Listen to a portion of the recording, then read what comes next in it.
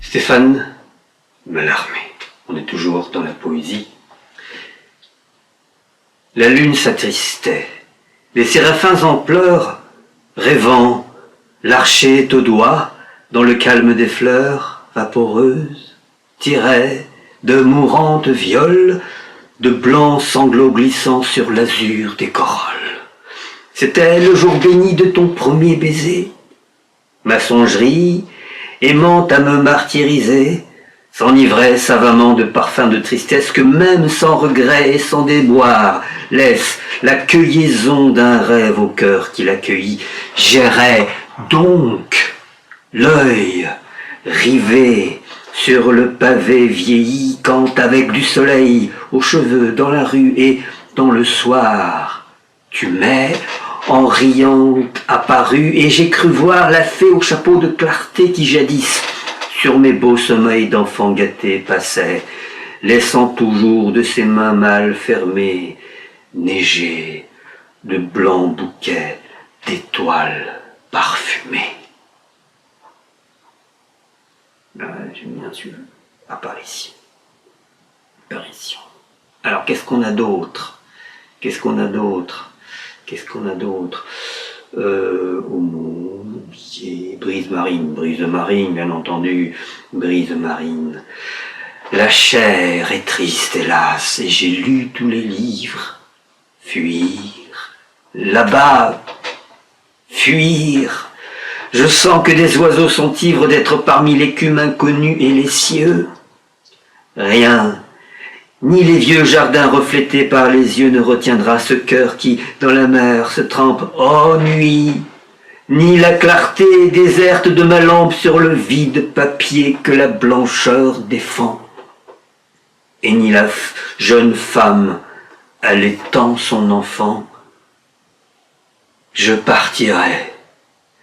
Steamer balançant ta mâture, lève l'ancre pour une exotique nature.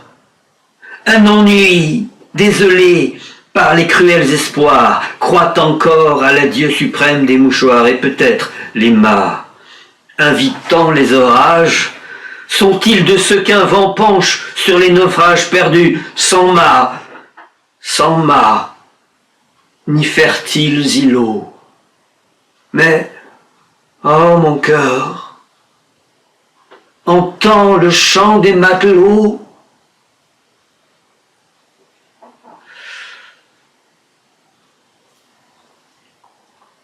Le jardin, don du poème. Oui, don du poème, bien entendu. Une nuit d'inhumé. J'apporte l'enfant d'une nuit d'inhumé, noir, à l'aile saignante et pâle, déplumé par le verre brûlé d'aromates et d'or, par les carreaux glacés, hélas, mornes encore, l'aurore se jeta sur la lampe angélique. Palme! Et quand elle a montré cette relique à ce père, essayant un sourire ennemi, la solitude bleue et stérile a frémi.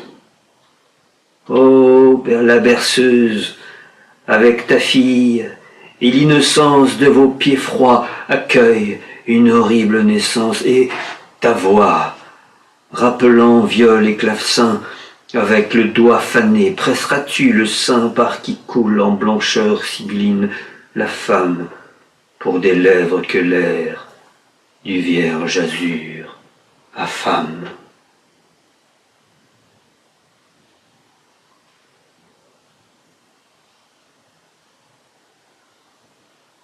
L'azur, bien entendu, l'azur. De l'éternel azur, la sereine ironie accable, belle, indolemment comme les fleurs, le poète impuissant qui maudit son génie à travers un désert stérile de douleur. Fuyant, les yeux fermés, je le sens qui regarde avec l'intensité d'un remords atterrant mon âme vide. Où fuir? Et quelle nuit hagarde jeter lambeaux, jeter sur ce mépris navrant? brouillard, montez, versez vos cendres monotones avec de longs haillons de brume dans les cieux que noiera le marais livide des automnes et bâtissez un grand plafond silencieux. Et toi, sors des étangs l'étéen et ramasse, et en t'envenant la vase et les pâles roseaux, cher ennui, pour boucher d'une main jamais lasse les grands trous bleus que font méchamment les oiseaux. Encore, que sans répit les tristes cheminées fument, et que de suie une errante prison éteigne, dans l'horreur de ces noires traînées le soleil, se mourant jaunâtre à l'horizon. Le ciel est mort. Vers toi, j'accours. Donne, ô matière, l'oubli de l'idéal cruel et du péché à ce martyr qui vient partager la litière où le bétail heureux des hommes est couché, car j'y veux, puisqu'enfin ma cervelle vidée, comme le pot de phare gisant au pied d'un mur, n'a plus l'art d'attifer la sanglotante idée lugubrement bâillée vers un trépas obscur. En vain, l'azur triomphe, et je l'entends qui chante dans les cloches mon âme. Il se fait voix pour plus nous faire peur, avec sa victoire méchante et du métal vivant sort en bleus angélus. Il roule par la brume ancien et traverse ta native agonie ainsi qu'un glaive sûr. Où fuir dans la révolte inutile et perverse? Je suis hanté. L'azur, l'azur, l'azur, l'azur.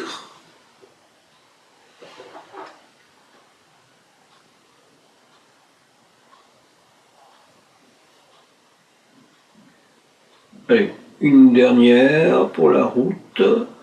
Ouais, renouveau, ça c'est bien ça c'est bien. Renouveau.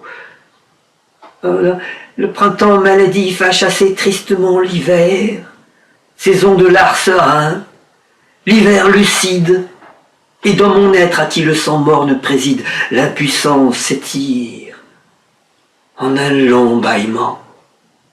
Des crépuscules blancs tiédissent mon crâne qu'un cercle de fer serre ainsi qu'un vieux tombeau est triste. J'erre après un rêve vague et beau par les champs où la sève immense se pavane. Puis je tombe énervé de parfums d'arbres, là, et creusant de ma face une fosse à mon rêve, mordant la terre chaude où poussent les lilas. J'attends en m'abîmant que mon ennui s'élève. Cependant, l'azur rit sur la haie et l'éveil de tant d'oiseaux en fleurs gazouillant au soleil.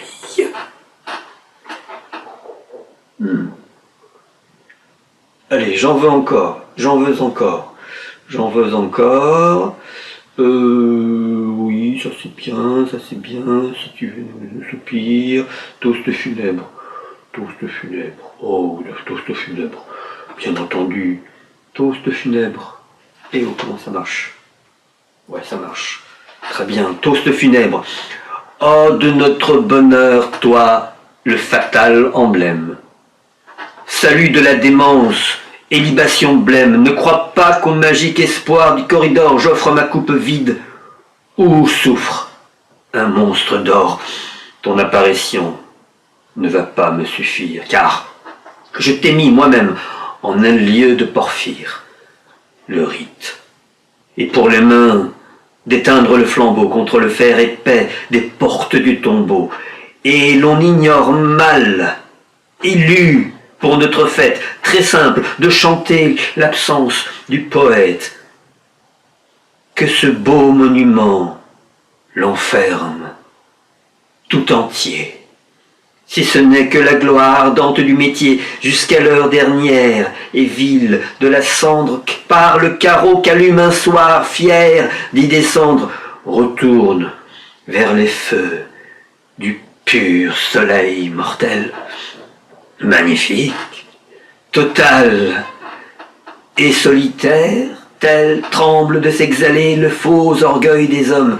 Cette foule hagarde, elle annonce: nous sommes la triste opacité de nos spectres futurs. Mais le blason des deuils épars sur de vains murs, j'ai méprisé l'aurore lucide d'une larme, quand, sourd même à mon vers sacré qui ne l'alarme, quelqu'un de ces passants, fier, aveugle et muet, ôte de son linceul vague, se transmuait en le vierge héros de l'attente posthume.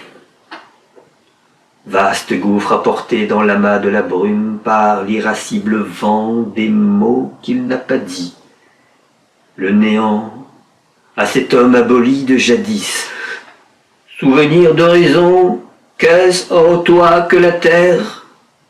Hurle ce songe. Et voit, dans la clarté s'altère, l'espace a pour jouer le cri « Je ne sais pas !» Le maître, par un œil profond, a, sur ses pas apaisés, de l'Éden, l'inquiète merveille dont le frisson final, dans sa voix seule, éveille pour la rose et le lit, le mystère d'un nom. Est-il de ce destin rien qui demeure? Non. Oh, vous tous, oubliez une croyance sombre, le splendide génie éternel n'a pas d'ombre. Moi, de votre désir soucieux, je veux voir à qui s'évanouit hier dans le devoir idéal que nous font les jardins de